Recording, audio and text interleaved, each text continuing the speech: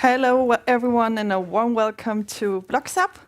We are here in BLOXHUB in Copenhagen in the co-working space and innovation hub, and we are hosting our third science talk in our series this year. We have visitors both here in BLOXHUB physically and online, so a warm welcome to all of you.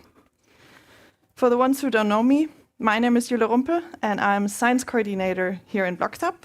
And I'm also hosting this year's series of the Science Talks. And before we get started on today's Science Talks about urban seascaping from Soo, I would only like to say one small thing. And that is, I want to thank our partners for this year's series, the UIA, the International Union of Architects, and the World Congress of Architecture, which is held this year in July in Copenhagen. And since we are collaborating with them, we also decided to take over their theme for the Congress, which is Leave No One Behind. But we at BLOXHUB, we also decided to take one step further because we want to leave nothing and no one behind. And same as the UAA, we, in the series of science talks, we have identified architecture and urban design as a driving force in achieving the Sustainable Development Goals. But now, let's shift our attention to today's talk and to Soo. Soo is a recent Ph.D. graduate from Aarhus School of Architecture, and her Ph.D. is focused on urban seascaping and how that could create resilience in Danish coastal cities in relation to sea level rise.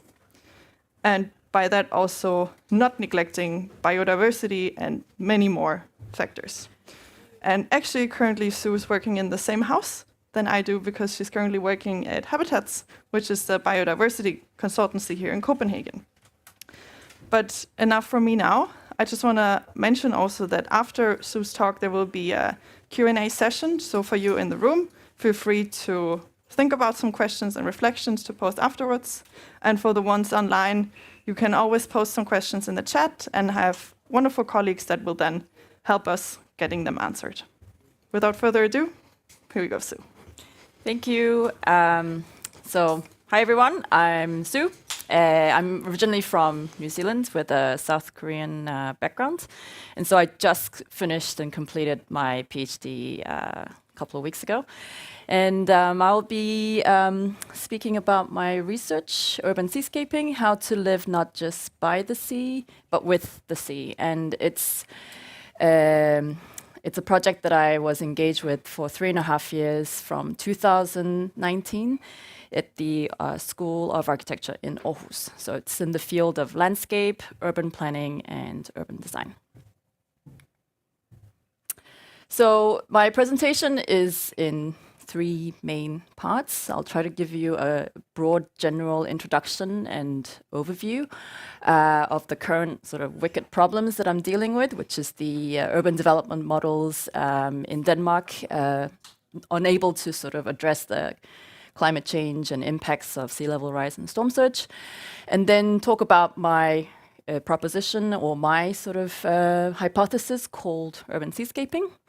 And then the second part, I will talk about the context. So I have engaged with Vejle, which is a coastal city in Denmark in the east part of Jutland, as my main site of investigation. And I was involved in this recent design competition called Canton, and in English it's called The Edge. So I'll be talking about the competition entries. And then finally I will finish with some of the key findings, and I will talk about some of my suggestions and solutions as to how we can then transition into a much more greener future. So part 1, introduction. So the way Danish PhDs work is that they give you a call, a problem for you to address. And then for the Aarhus Architecture School, they ask the participants to address how can coastal cities of East Jutland utilize sea level rise as a power of transformation that positively contributes to rethinking and informing urban structure. So this question is dealing with sort of 3 main themes. First, urban development models in coastal cities. Currently, it's very not really, like I told you about, adaptable to changing climate. Second, the need to address climate mitigation. So we need to be able to also reduce and capture carbon. That's another issue. And then the third issue is coastal adaptation. So how can coastal cities adapt to rising sea levels and increasing storm surges? And my response to this call was a very intuitive one, where I thought, okay, so as the sea level rises and infiltrate coastal cities, bringing along its marine life forms, what if we seascaped with seaweed just like we landscape with trees and flowers as an alternative way to address the various problems posed by climate change? So this was kind of like my initial proposal to the call, and they accepted this proposal, and I was able to further investigate this hypothesis. But my fascination with, I guess, seaweed, even though it was an intuitive process, it's obviously not a surprise because I have a South Korean heritage. So not sure if you guys know, but in East Asia, seaweed has a really strong holdfast in the local cuisine. So for example, every birthday you celebrate your birthdays with having a seaweed soup. If you give birth in a Korean hospital, the hospital will give you a seaweed soup. And this practice has been ongoing since the 16th or even earlier century. And so just like Danes throw Dannebrog and birthday parties, we have seaweed soup. And we definitely don't call it weed. So there's even the language is different. So just like the way perhaps you can differentiate between a sunflower and a tulip, Koreans have a higher seaweed literacy, so they would be able to differentiate perhaps between certain different types of kelp species. Korea and East Asia is one of the biggest producers of seaweed. This is a satellite image by NASA of the production seascape, I guess. And there's a lot of cultural heritage associated with seaweed.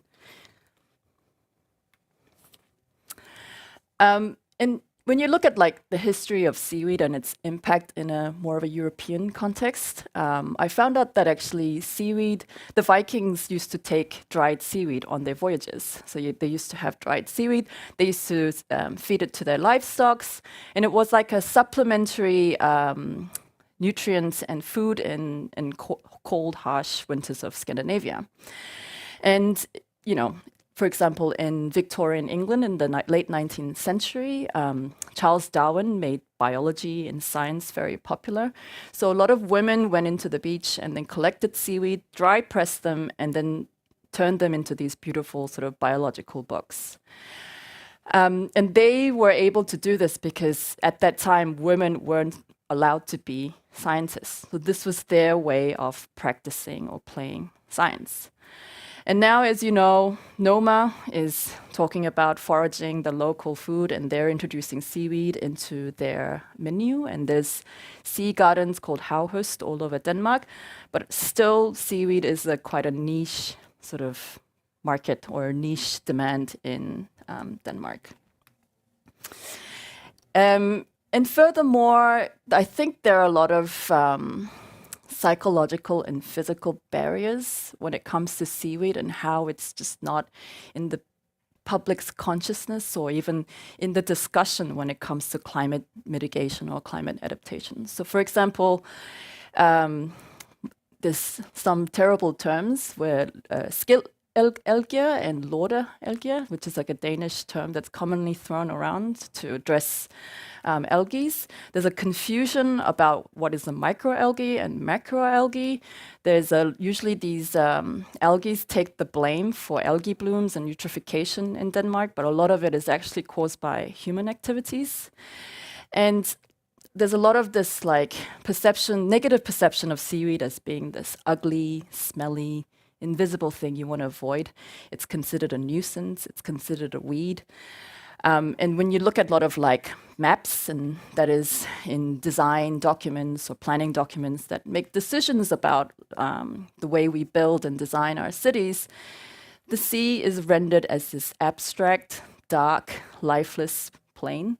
So they're kind of seaweed or anything under the water is considered a bit of out of sight, out of mind. And unlike salt marshes and coastal wetlands and so on, they peer up in the water, so they're visible to humans. A lot of seaweed is actually submerged and under the water, therefore contributing to this invisibility. And there's a lot of data and articles by scientists talking about the terrible ecological conditions that a lot of coastal waters in Denmark are in. And there are actually a lot of marine dead zones in Denmark with like this sort of kind of scenarios. So it was when I was looking at and investigating the way seaweed was negatively perceived in Denmark, it kind of made me think about this quote by this philosopher called Jane Bennett, where she said, "It's hard to love a disenchanted world." So how can we, there's a reason why I think seaweed is disregarded. There's like no magic around seaweed in Denmark. But I don't know if you guys know, but there's actually quite a lot of various properties with seaweed, and they're called ecosystem services, labeled by the biologist. So for instance, cosmetics, even like toothpaste is from like extracts from seaweed. Denmark used to have a very huge industry around like actually seaweed extracts, but they don't exist anymore. In New Zealand, for example, we're feeding livestock seaweed to reduce methane from cow farts. It can replace a lot of artificial fertilizers. It's basically a source for sustainable and healthy food source. It doesn't require land. It doesn't burn. You don't need fertilizers or pesticides. And it also has this capacity to filter pollutants, provide habitat and biodiversity, and also is considered a blue carbon, where they release oxygen and capture carbon.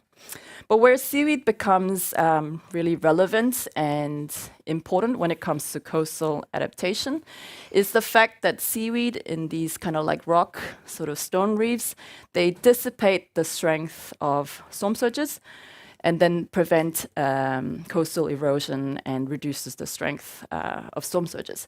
So this is when they become relevant in the context of coastal adaptation. But as you can see from my initial study of visiting all the different coastal cities in Denmark, the spatial reality of the edge condition between the city and the sea is one of very hard concrete platform that drops sharply 90 degrees to the water, usually about 1 to 2 meters from the current sea level. And what this sort of spatial engagement does is that it doesn't really encourage a more tactile, visual, and close relationship with the marine life form. We're up here and the sea is down there. It's very, very segregated. And a lot of these projects are actually made from land reclamation projects. So what they do is that they take these shallow waters where a lot of marine life forms need to get easier access to sunlight and is replaced by these concrete bulkheads. And when the depth becomes too big, a lot of these marine life forms can't grow because they don't have access to sunlight. So this I coin as living just by the sea. We're just living next to the sea. We're not living with the sea. And so here, this is Aarhus and this is Vejle. As you can see, there might be some signs of green landscaping, but there's no seascaping as part of urban development.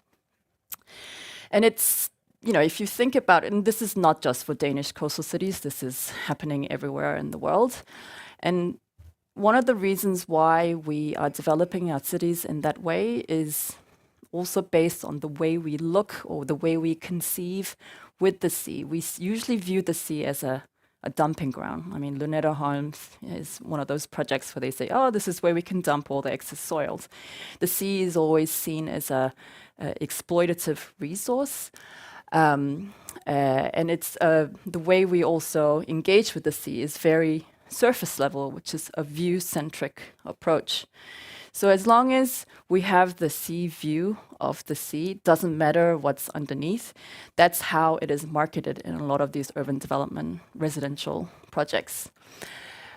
So we have this tendency to also push our land-based thinking onto the water. This is a project, for example, in New York, where they built a land-based park, but just on top of the water, where the obvious approach would be maybe how do we then engage with marine nature instead of just putting nature, or land-based nature on top of the water.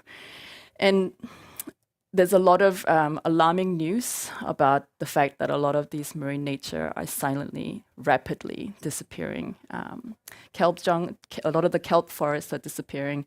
And not that long ago, this was 2 years ago during research, the heat wave basically cooked 1 billion sea animals alive during the heat wave. So they are also struggling to survive as well. So we're in this kind of ironic situation where we need to leave them alone, and at the same time, we need to also help create conditions that they can survive as well.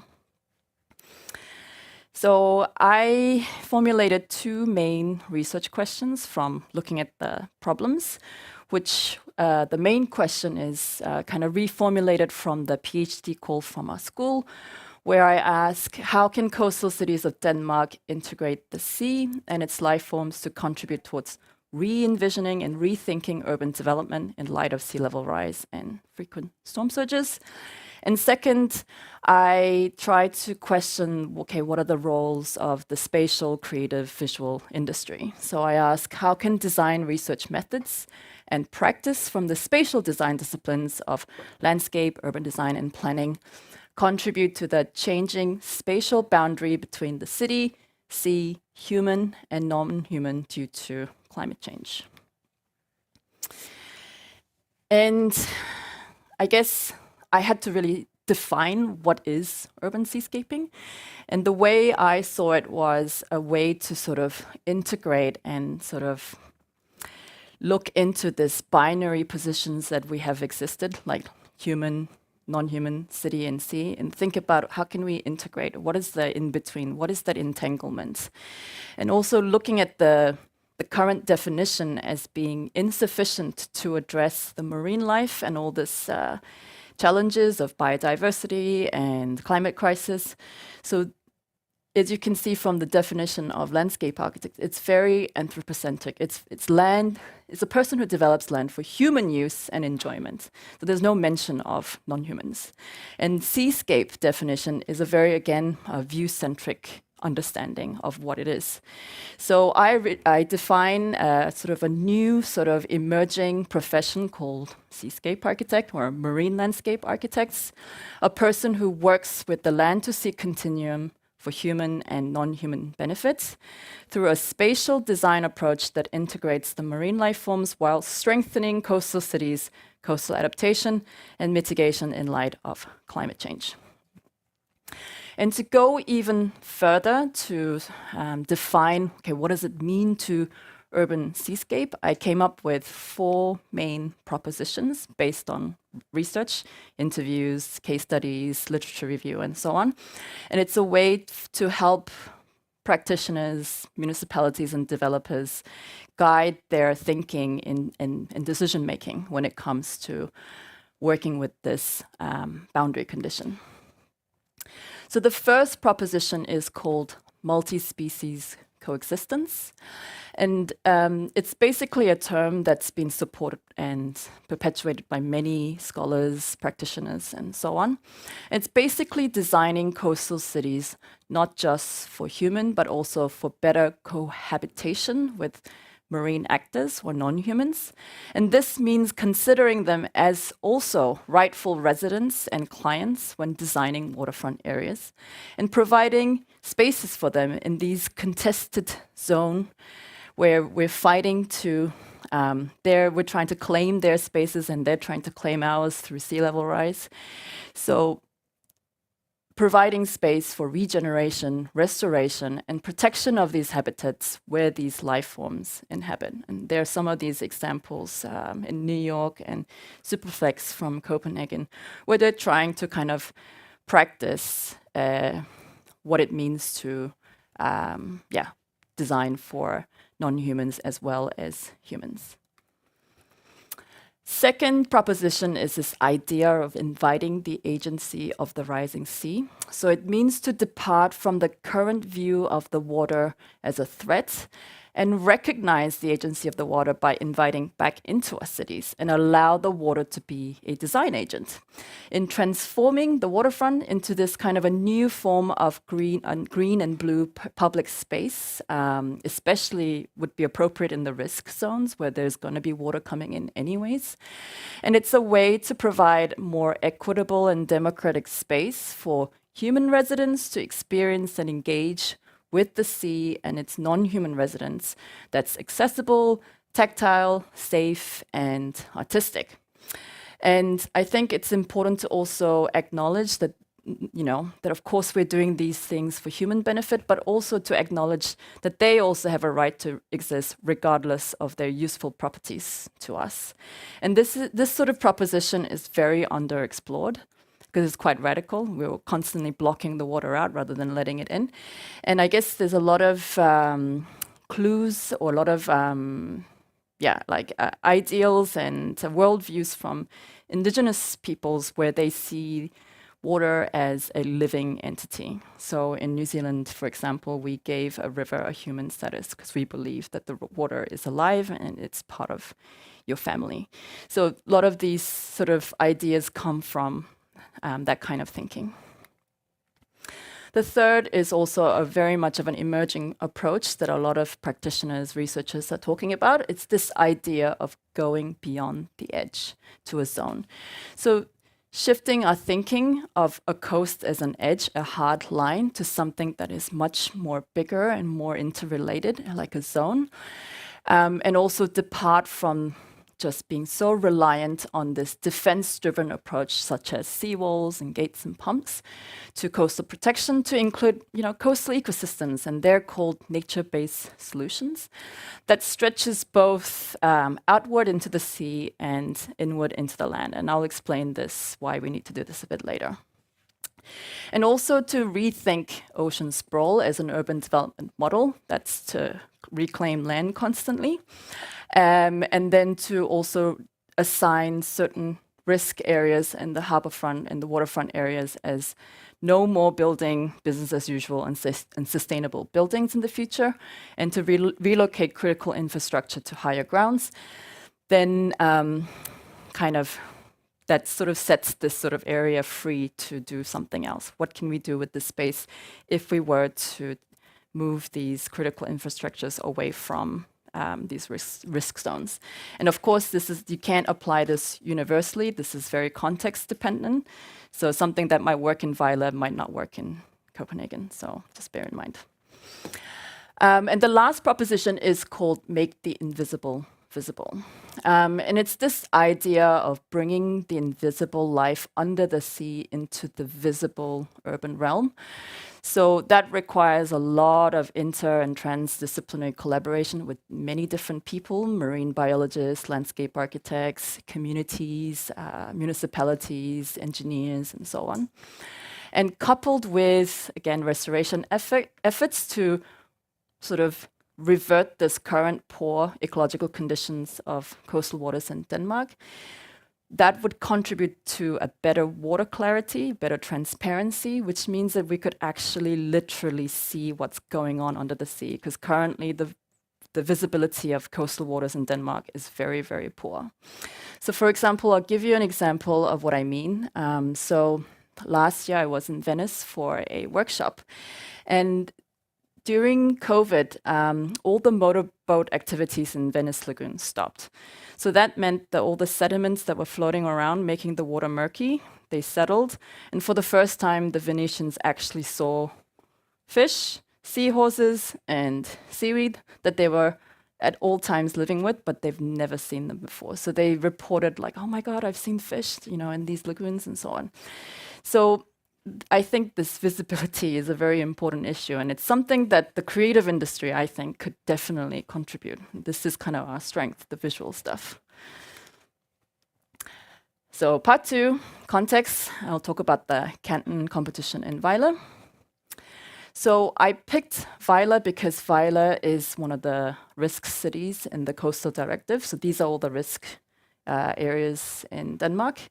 And I wanted to deal with real problems, real stakeholders, and real settings.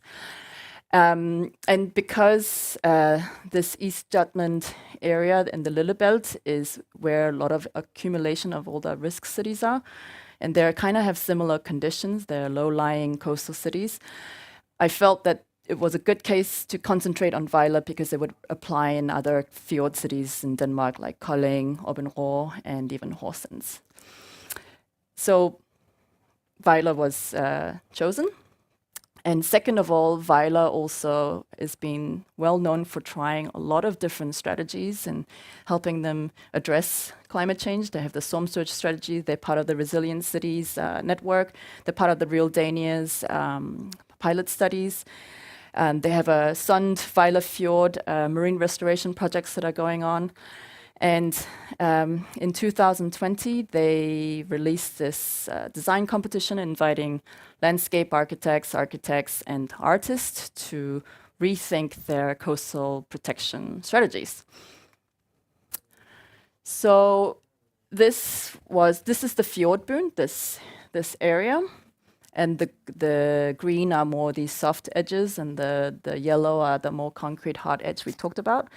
So they asked the participants to look into 2 main zones called the urban zone and then the nature zone to rethink this current relationship and the current boundary so that they would be able to cater to more water that's to happen in the future.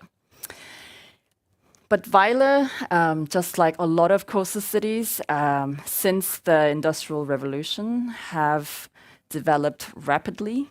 So this Vejle was formed in the 13th century. That this is like a sketch, a drawing of Vejle in the late 19th century. And as you can see, a lot of coastal cities in Denmark were formed on the highest point on the hill, and it was next to rivers and so on. But all of these areas used to be wetlands and salt marshes and so on. And now they've been replaced with hard concrete edges, not able to absorb the extra water. And now you're seeing this more of this residential recreational development so that now you have people living in actual risk areas. So a 100-year storm surge event in 2050 could look like this, because this is at the bottom of a river valley. So basically you're building a city at the bottom of a bathtub, and could result in about 100 million euros worth of damages. So Vejle has water coming in from the fjord, from the sea, and then the river's bleeding out as well. So they have water coming on from different directions.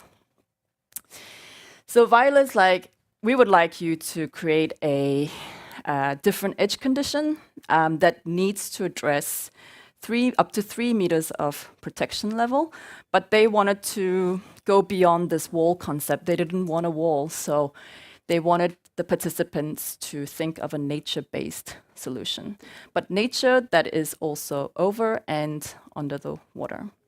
And I think what made Vejle different from all the other projects that are going on in Denmark is this idea of integrating art into the project. So they really wanted the participants to have a different perspective or inspire a different perspective of our current engagement with the water.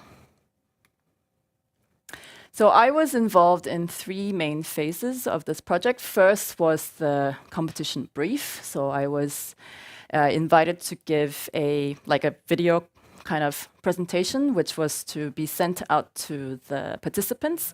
So I presented my urban seascaping principles, and apparently that had influence in the entries. And then the second phase was the judging phase, where We had 7 judges from Weiler Municipality and the Weiler Art Museum. We had 2 competition coordinators, and I was part of the advisor to the judges with some artists and marine biologists. So I was able to sort of, again, influence the decision by saying, I think these projects deserve to win for whatever reasons. And then the winners were chosen, and then I also got to interview them and find out more about their values and why they made decisions in the way that they did. So the learnings from this involvement led to really interesting insights, and this was the winning entry that I also liked. It's called The Membrane. And the interesting thing about this project is that they had a very long-term time kind of scale sort of approach. So instead of saying, here's a final output, this is what it's going to look like, they had this idea that the edge would change and grow and transform over time as the water comes in. So water is also part of this design agent that changes. And they had a lot of steps and platforms, to engage the people into the water. So they have a much more tactile engagement. And basically you see in this section, it changes from like stone reefs and seascaping, and then it gradually goes into the landscaping and like rock pools and tidal pools and so on. But as you can see that this is kind of essentially a long sort of green dike that goes up to 3 meters in height. Oh, and then, the interesting thing again about this winning project was it was the only project that actually had a vision for the master plan. That wasn't kind of part of the requirement. And they had this very artistic, very conceptual and abstract approach that what if the fjord boon became more of this wet floodplain, like a membrane, that they provided space for water to come in and out. So there was like a better synergy between wet, dry spaces, and that sponge that we talked about that used to be there is kind of reintroduced in this kind of form that gradually changes over time. So even though it's a very conceptual idea, I thought it was quite an interesting idea to rethink this whole area rather than just the edge. The 4th place went to Superflex, which is a Copenhagen art collective, as you know, and Baldeos, it's a landscape architecture company in Portugal. And the thing that was really interesting about this project was the thinking and the philosophy behind how we should approach designing these projects. And so they had a very much of a multi-species approach, where they flipped the perspective upside down and said, what if we thought from the perspective of a fish? What would a fish like? What color would they like? What shapes would they like? What forms would they like? So anything that we build in the waterfront and harborfront area that will eventually be submerged should be designed so that then they will then occupy it and like to occupy it in the future. So this is a project that they've been working on with marine biologists, and they've been doing other artistic projects related to this area as well. And they found that marine life forms don't like flat concrete surfaces. They like undulating, rough textures. And this pink color is based on a research that they did in the Caribbean, where a certain polyp really is drawn to the color pink, apparently. So, of course, it doesn't apply to the Weiler context, but it's an interesting idea of thinking about marine life form as a design client. But there were a lot of projects that didn't make it, and there's a reason why they didn't make it. And one of the key reasons was that a lot of landscape architects and architects had very little understanding of hydrology in marine ecosystems. It's not part of the training, so how would they know? So for instance, there were a lot of projects that blocked the flow of water in Weiler. So Weiler is a deep fjord. It has very poor water circulation. So that meant that these projects would stagnate the water flow. That prevents nutrient exchange for marine life to grow, and then a lot of these areas, the water would rot and smell. And furthermore, they had a lot of these floating platform kind of projects. There's nothing wrong with that, but the problem is they like eelgrass, for example, requires sunlight to grow, and if you have something on top that's impeding their access to sunlight, none of this would work. So you have to be careful that maybe as a visual drawing it looks like it's going to work, but doesn't mean it will work. And it was really good that they had a marine biologist to point all of these out. Second thing I noticed was this obsession with trees in these areas. So the brief clearly asks to deal with nature above and under the water, but you see a large presence of trees and no presence of marine nature. So for instance, this project goes even as far as trying to ensure casing around the trees so that they don't die from the saltwater intrusion. Whereas you would think maybe those efforts could be redirected into providing space for marine nature instead. And lastly, I've seen a lot of these projects that just perpetuate the business as usual waterfront ideas that we're so used to. This is where I live in Aarhus, and you can see it's almost like a direct copy. It's just a concrete flat platform with maybe small space for trees and so on. And some people really like this kind of projects, whereas it did not meet the brief's requirement of a marine or nature-based solution. But I guess ultimately, Canton as a competition also struggled to depart from this idea of an edge, and it's because that it's a competition, so there's limitations. So when you're asking for a 3-meter protection requirement on a very small area, you're gonna get just like variations of a dike, essentially. So all the winning competition essentially became variations of a green dike. And they also failed to sort of understand this idea of a zone. Like, what does that mean? Is it just a few meters in and out of the boundary condition, or is it something more? And their storm surge strategy for the future, ultimately, there's a lot of different proposals, but ultimately is relying on elevating the concrete bulkhead higher and higher as the water rises in the future. So part 3, I'm going to try and go beyond this edge condition. So working with seaweed made me realize that it's just connected to so many things. You're dealing with time frames beyond a generation. We're in the information age. There's so much data out there. Like, we have so much of this intertwined global and local interconnections, especially when you're dealing with water. So if there's global climate change and this, ocean acidification, it's going to impact phyla as well. So there's increasing complexities, increasing unpredictabilities and inequalities that, as a landscape architect or urban designer or an architect, is more demanded to deal with these complexities. And our school education wasn't well, when I was going to school anyways, we didn't have to deal with any of that stuff. So it's becoming more and more complicated and more dependent on collaborating with different relevant players. So we need new tools, new narratives, new representations, and new methods to deal with these complexities. So I refer to this thinking, as you know, called systems thinking. It's a way to understand the complexities and parts and as a holistic system.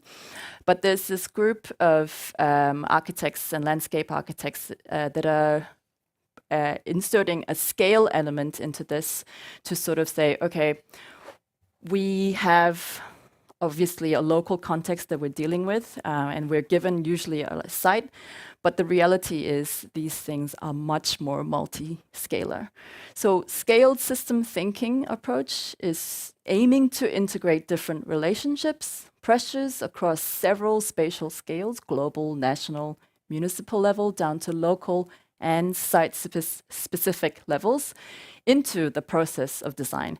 And that's not easy to do. And this approach is to recognize how these interrelating socioeconomic, geophysical, and ecological forces that shape landscapes that are simultaneously functioning at other scales to gain a holistic understanding of broader interrelated landscape processes and their potential influences on the design solution. It sounds complicated and of course goes beyond our current system that we have budget just for this area, but the reality is we need to deal with it from a multi-scalar approach. So by zooming out of the edge conditions in Weiler, like I told you, this is the river valley, and all this area, about 5 kilometers, used to be like this. And they used to soak up the water coming from the hills, from the rivers, and from the sea, but now we've replaced it with, like I said, concrete, and we've taken about 135 football fields worth of the shallow biological productive area that I talked about. And then if you look at this kind of like deep structures and read the deep structures of the landscape, and this is an elevational kind of photo, you see that just because we built a city at the edge here doesn't mean that the deep structures or the wet corridors don't extend deeper into the landscape. So we're building against the way the water flows in these geological structures that have been established for thousands, if not 10,000 years of time. And then if you zoom out even further and look at Weiler Fjord as a whole, there's a lot of agricultural fields, which is in beige, that are emitting agricultural fertilizers of phosphorus and nitrogen, dumping it into Weiler Fjord, which has contributed to an ecological collapse in the 80s. So currently, other than the shallow coastal areas, Weiler Fjord is a dark, muddy, invisible kind of marine dead zone. There's a camera that they went through 70 hours, and it's just dead fishing lines and mud banks. But there is a potential to grow kelp, which is the brown macroalgae, the big ones, that they have the property to mitigate the strength of storm surges, that can grow in the more deeper areas. That's because they require colder and saltier conditions. So they don't grow here, but they grow here.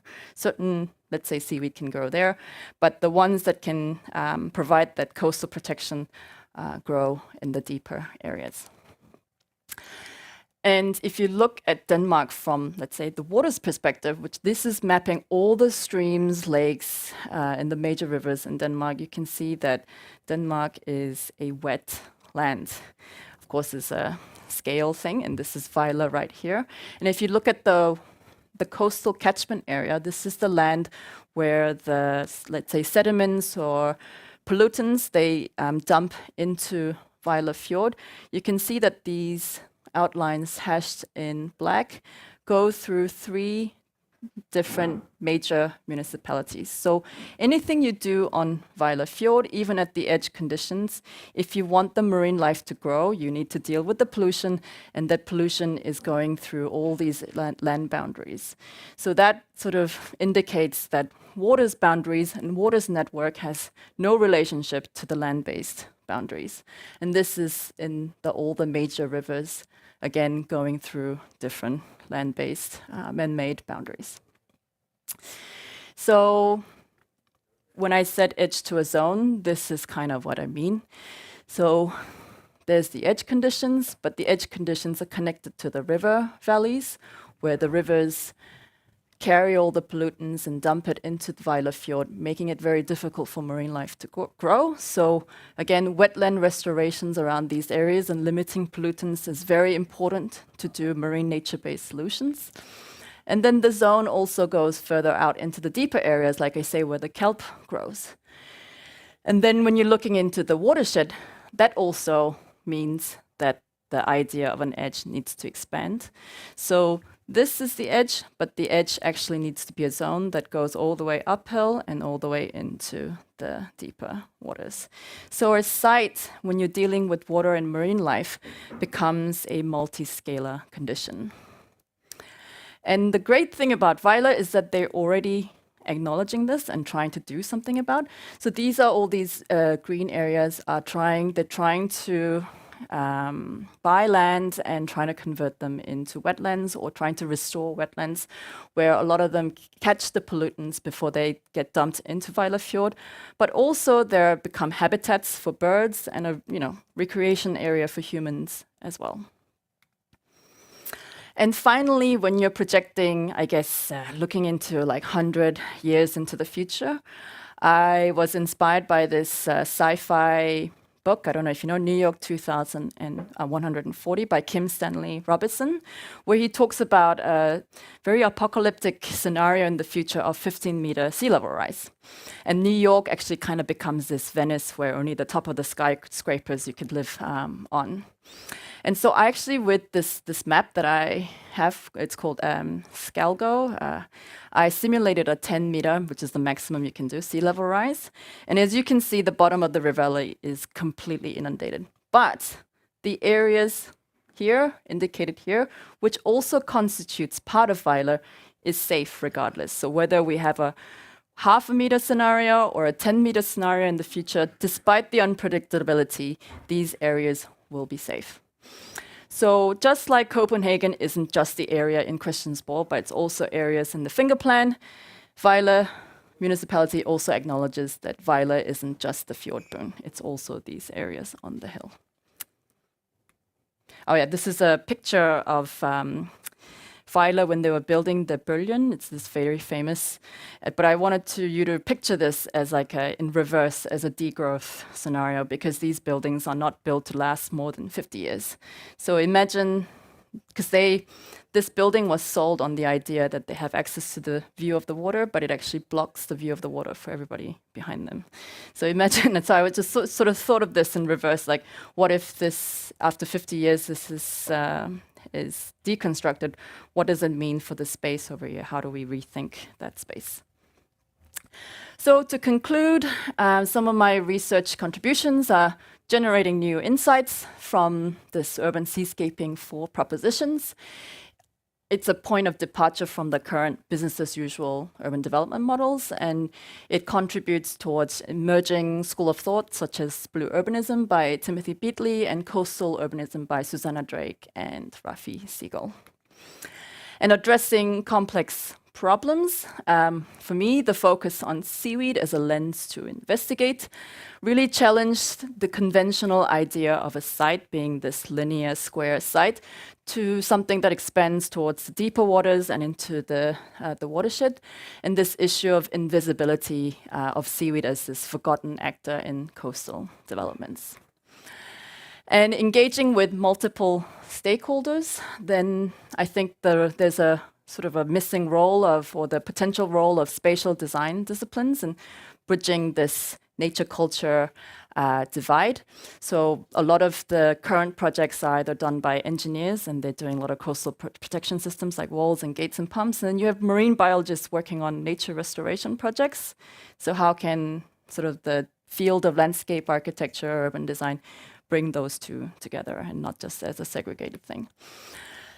Fourth, testing alternative ideas via design. So I think this is where design becomes useful because it's a representation that people can read. It's a language that we can also all kind of empathize with or understand. So using mapping and visualization as a way to expand this idea of scale, boundaries, territories, and time while trying to address these different transdisciplinary knowledge and complexities. And lastly, generating impact, which I think is very important. So potential of design research in communicating and projecting a realizable future vision so that people can be like, oh, this is a vision that we would like to adhere to. Okay, what does that involve? So it's a way to actually enact change. And lastly, I want to finish with this hopeful sort of story of seaweed. So this is the Sund Vejle Fjord project that I told you about. It's a marine restoration project that has funding for 5 years. And basically, it's to replant eelgrass in Vejle Fjord and re-input the stone reefs back into the fjord. So they have about they've been putting about 15 football fields worth of stone reef in different parts of Vejle Fjord. And they inserted some of them in the inner part where they suffer from eutrophication and lots of ecological problems. And after 5 months, they've found certain types of seaweed growing on them already. So for me, the story of seaweed is a story of resilience. Despite all these harsh conditions and constraints, they were able to survive. So I think that if we give them space, then they will come back. So that's for me. Thank you.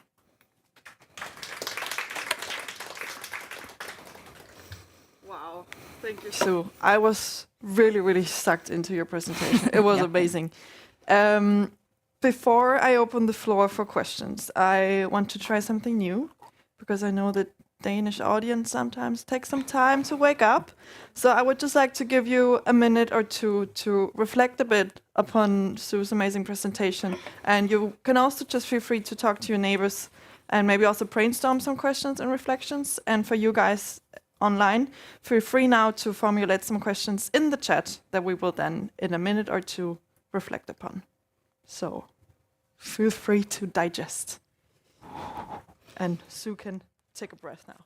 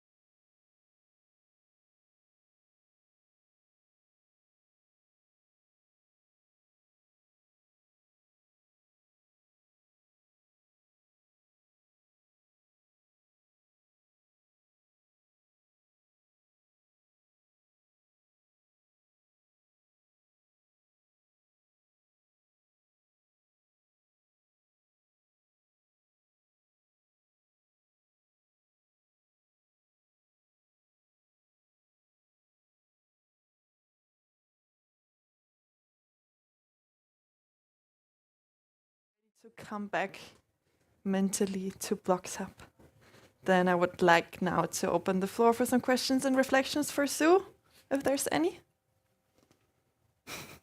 Yes, we have a microphone. My colleague is coming.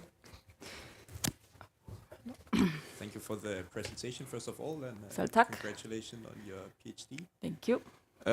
So my question is, what is the time frame for these kind of projects, like growing the kelp or the seaweed, for example, and so on? Because if time is of the essence, maybe it's more appropriate to just build a wall and then we're like safe for the foreseeable future. Yeah. So some of the, can I go back or is this not? Oh, here we go. Yes. So, of course, I couldn't talk about a lot of things in 45 minutes, but I actually have an extensive area talking about hybrid approaches. So there's roles and hard approaches, there's roles and soft approaches, and neither of them are magic solutions to anything, right?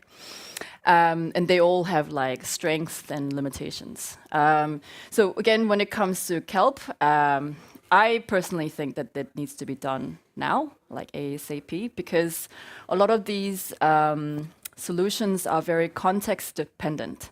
So you need to experiment, time to experiment and say, okay, how does this work? Does it actually do the things that we wanted it to do? How big does this need to be? How dense do they need to be? So for example, in Norway, they have a natural kelp forest, which spans about 6 kilometers, and they prevent storm surges from reaching this town that's behind. So that's 6 kilometers, you know, that's a lot of kelp forest. But Denmark there's very calm waters. Maybe it's not 6 kilometers, maybe it's 100 meters, maybe it's 30 meters. We don't know. So they need to test it out. And another thing that we need to do this right away is the way I think is that there's going to be some unintended consequences with any of these things.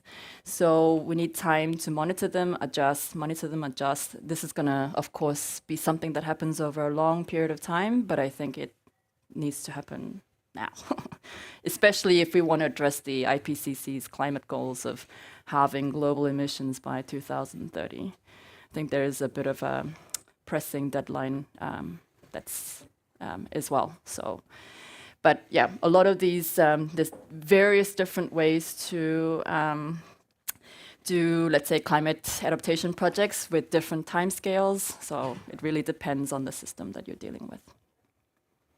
Great, thank you, Soo.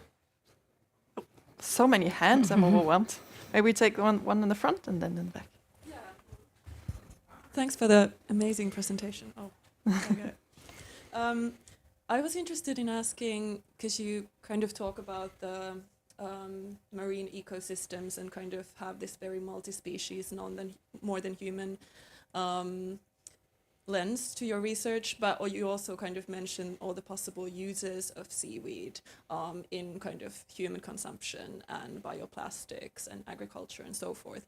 Do you feel like there's a kind of conflict between those thoughts of like exploiting marine species versus just kind of giving them space and letting them grow? Yeah. And how would you combine kind of the utilization versus just letting them be?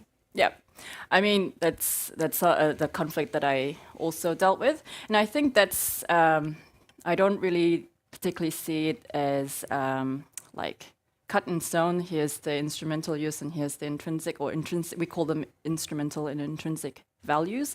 I think they're much more entangled. So, for example, the Aarhus project, which is a sea garden project that's happening all over Denmark, it has an instrumental value, which is that it's, of course, educational, but it's to teach Danes about the seaweed as food, because it's just not part of the Danish diet, you know? So you could say that's a very instrumental use, but that has a huge kind of potential to enact a different kind of understanding and relationship or literacy around seaweed as well. So I don't really see them as clear cut. And I guess examples from, let's say, New Zealand about the intrinsic value, where the Maori gave the river a human status, a legal human status, that's also, they're not necessarily saying they're against development. What they're saying is that the decisions we make on this river should be from the basis that it's a living thing. So you wouldn't put a raw sewage in someone else's mouth, right? That's kind of what they mean. They're not against. That's the lot of misconceptions about these indigenous laws that it's just purest, like eco-centric values. But sometimes it's not like that at all. Sometimes it's very much like we should develop it, but you should make decisions from the basis that it's a living human thing. So I think that's how I kind of navigated through this as well. Great, thank you, Soo. And then there was a question in the back. Yeah, I would like to ask, you talk a lot about seaweed. Mm-hmm. I was wondering, what about seagrass? Like, why wouldn't you choose seagrass instead of seaweed? Is it because of the conditions of the water or because it's harder to make it grow? I know historically we've had a lot of seagrass in Denmark. Yep. So I think that's my question, yeah. Yep. So when you're doing a PhD research, you really have to do something new. That's part of the requirement. And there's already a lot of research, a lot of literature on eelgrass already. And yeah, you're right. Denmark is traditionally an eelgrass context because of the sandy banks, and they don't have a lot of rocks. So that's why there is a huge focus on eelgrass and less focus on seaweed. And that's why I wanted to investigate seaweed, because there was a very little research on the potentials of seaweed in a urban sort of design context. There's a lot of marine biologists in Denmark looking at seaweed, but again, it's from that discipline, and I wanted to bring that into the coastal sort of adaptation discussion. So it's because there's no information there. That's the reason. Great, thank you. I think we're running a bit out of time. So if there's one super quick question reflection, we can take it. Otherwise, I think we're gonna close this. But before we give a huge applause to Soo, I wanted also to invite everyone here in the room to stay for our BLOXHUB bar that we're hosting tonight. So if you have any more discussions, reflections that are burning, maybe you can also persuade Soo to stay there and have some more discussions with her.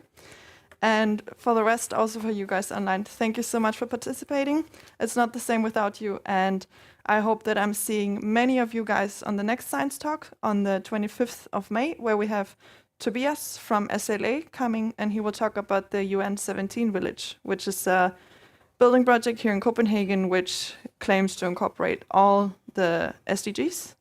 And I think it's going to be very interesting.